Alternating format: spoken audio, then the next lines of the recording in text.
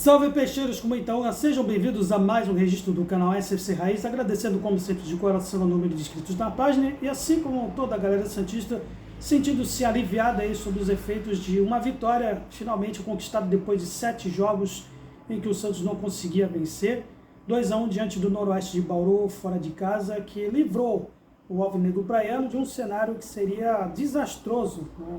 Até para os padrões dos últimos 5 anos, lutar para não cair numa Série A2 de estadual.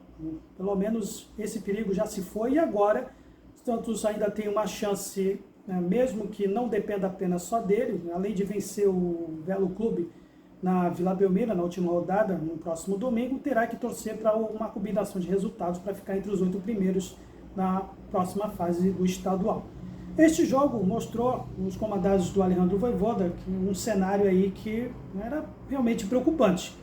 Uma equipe ainda desfocada, sem a sua maior atração, o nosso príncipe Neymar, e com o meio do campo, né, desfocado do Zé Rafael e do Gabriel Menino suspenso. Não bastasse isso, tínhamos também a ausência de titulares na zaga. Por exemplo, o João Basso não jogou, mas aí talvez por opção do Alejandro Vojvoda, o Alexis Duarte, bom, esse, por exemplo, acho que é um senso comum da galera santista a julgar pelo jogo contra a Chapecoense, que era melhor esse inacreditavelmente convocado por uma seleção do seu país, do Paraguai, melhor ele se transferir para aproveitar a janela de transferência. Mas a ausência mais especificamente do Adonis Frias, que não pôde jogar também, e o Vojvoda teve aí a sua opção, uma zaga, arriscou uma zaga lenta, com o Zé Ivaldo, compondo aí a ausência do Adonis, para fazer a dupla de zaga com o Luan Pérez. Enquanto que no meio do campo, não por vontade do Vojvoda, mas ele teve que, por força, né, da falta de opção, teve que colocar o Gabriel Bom Tempo finalmente, né, no meio do campo, juntamente com o João Schmidt, fazendo a sua função de primeiro volante, enquanto que o Ilharão ainda não está disponível fisicamente, e assim também no meio, aí a preferência do torcedor, que é o Miguelito. Né? E é nítido que houve uma diferença ainda, né, bem positiva em comparação ao que a gente vem presenciando nos últimos jogos. Né? O Santos sendo muito conhecido entre os adversários com meio campo lento, que digo os 2 jogos consecutivos com o São Paulo, que eles souberam aproveitar muito isso, mas agora, né, mais uma vez repetido, não por opção do Vojvoda, mas por força, livre e espontânea pressão da falta de recursos das preferências que ele tem, julga como titulares. E foi nítido, né, corroborando com o que eu falo sempre aqui nos vídeos, que o grande problema do Santos, lógico, que pese todas as posições, defesa, meio, ataque, mas especificamente no meio, que a equipe apresentou uma leveza que não se via nos últimos jogos e que acabou se refletindo nos gols, nas assistências do Miguelito para o gol, por exemplo, do Escobar, e também do próprio, né, lance do Gabriel Bom Tempo, que começou com uma troca de passes com o Miguelito para depois a conclusão do Rony também. E aí, né, eu falo sempre isso, que é fundamental hoje, mais do que qualquer, em termos de posição que o Santos precisa, deveria ser a sua prioridade concentrar em compor reforços para serem titulares nesse meio do campo, do meio campo que o Santos apresenta de sub-30. Mesmo que agora o Santos teve até uma certa dose de sorte, que o Noroeste do outro lado estava desfocado do seu meia também, o Léo, e teve que improvisar também na sua zaga, né, que joga com uma linha de 3, o Santos demonstrou contra o São Paulo, teve dificuldade de jogar com uma linha de 3 zagueiros adversária, mas que tinha uma dupla, vamos dizer assim, dupla não, né, uma linha de 3 lenta, né, especificamente ali no seu primeiro terço. E acabou com uma dose de sorte do Escobar, por sua vez aí, o lampejo que ele tem em termos ofensivos, acabou sendo beneficiado por um gol contra. A bola desfiou no zagueiro Carrerete, não sei se a minha pronúncia está correta, que é a abertura do placar do 1-0 lá em Bauru. Enfim, acho que é fundamental que o Santos se concentre em termos de reforços no meio do campo, de volantes e de meias, mais jovens, porque se continuar desta maneira, vai acontecer igual ocorreu no segundo tempo. Uma equipe que, inacreditavelmente, ou talvez, não para não muita surpresa, para julgar aquilo que a gente está vendo nos últimos tempos, um time que já estava né, sendo beneficiado em jogar com um jogador a mais, depois da expulsão justíssima, né, do jogador do Noroeste que voou com os 2 pés para cima do Zé Ivaldo, no fim do primeiro tempo. Mas a gente não soube aproveitar essa vantagem. Uma prova da falta de criatividade e da falta de objetividade desse time do Santos. Assim, um time além dessa dificuldade conseguiu fazer que o Gabriel Brazão tivesse que trabalhar mais até do que o goleiro adversário com um jogador a menos e com todo o respeito ao Noroeste. Mas tem que se lembrar aqui, diante de um time que subiu, foi promovido para uma Série A1 estadual, disputando nas duras penas uma disputa de pênaltis numa fase de mata-mata contra a Portuguesa Santista.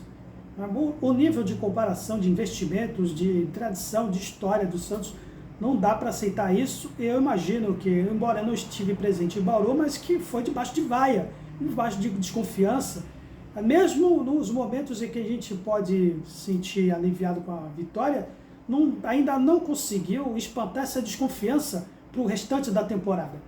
A equipe que assim, não conseguiu penetrar e fazer jogadas de profundidade, né, para aproveitar essa vantagem que o Santos tinha no segundo tempo.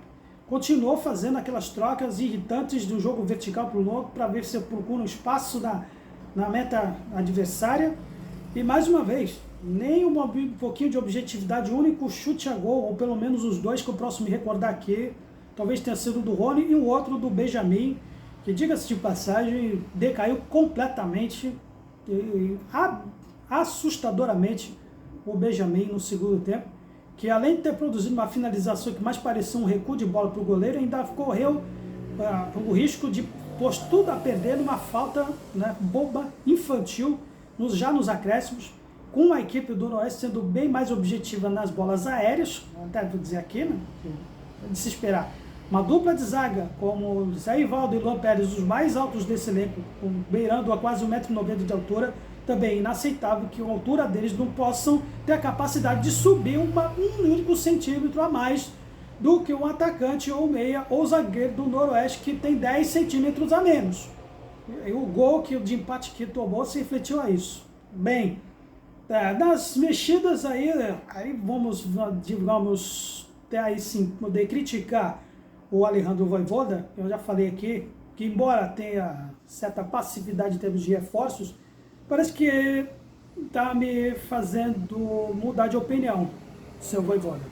Mas falando apenas das mexidas, eu acho que poderia, por exemplo, eu acho que todo torcedor santista poderia até concordar comigo, quando ele teve que tirar o Barreal, talvez ele já poderia ter colocado o Robinho Júnior, né? E, embora seja até um pouquinho crítico em relação a ele, não tenha as mesmas expectativas que a grande parte da torcida tem, que embora não tenha talvez a mesma habilidade que o pai tenha, mas que talvez sim tenha a capacidade de fazer mais recursos naquele lado do campo, junto com o Igor Vinícius ali puxando pela lateral, e também pela ponta, do que o próprio Benjamin, que demonstrou uma queda absurda durante a partida. Também na mexida em que colocou o Tassiano, eu vou dizer, talvez eu teria feito a mesma coisa com o Vojvoda em termos de substituição do Gabigol, que o lance, o único lance aí talvez que ele tenha sido aí feliz, o Gabigol. Eu acho que pode me corrigir se eu estiver enganado, me desculpe aí pela falha de memória, mas o lance do gol impedido, que na minha opinião não foi, tenha sido do Rony, mas dá para se perceber que o Gabriel está com uma certa dificuldade ou de encontrá-lo, os restantes do elenco encontrá-lo, como também no posicionamento dele na última bola. E também isso até é uma responsabilidade compartilhada juntamente com o resto do elenco. O Gabigol, mas e também as limitações desse elenco de produzir aí umas tomadas de decisões aí, de assistências. O próprio Gabigol anda tendo certas falhas, e mesmo que ele tenha buscado o jogo durante a partida, mas nas decisões assim, que ele tomou, meio questionáveis, e não acho que foi um absurdo do Vojvoda ter substituído pelo Tassiano, mas eu achei um absurdo, por exemplo, de ele ainda continuar insistindo com esse Lautaro, que é outro que já poderia ter saído faz tempo, demonstrando, talvez ele seja um leão de treino, mas na hora do vamos mesmo, completamente destoa do restante. Assim, não tem nada que possa agregar, a menos aquele lance que eu me lembro, o único lance útil que ele fez, naquela assistência que ele produziu um gol do Neymar contra o Mirassol no ano passado pelo Brasileiro. Fora isso, nada. Talvez ele poderia ter dado uma chance, embora ele tenha dado para o Natson, que é um jogador que atua também pelas beiradas do campo. Muito interessante dar minutagem para ele.